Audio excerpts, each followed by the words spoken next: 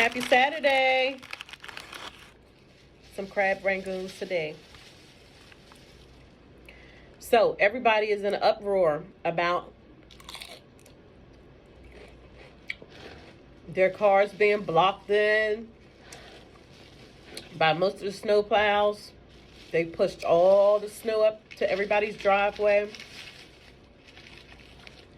So now a lot of people are stuck in, or they're actually stuck trying to dig their way out of there.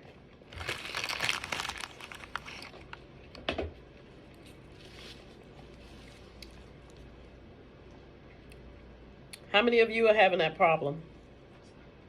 Are y'all still digging?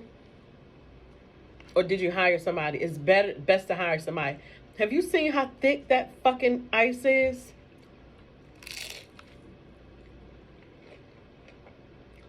It's crazy.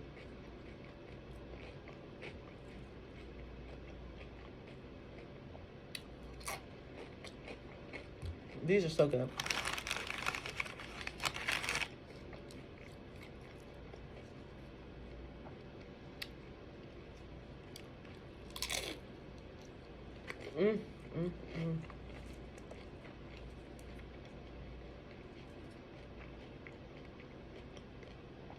All right.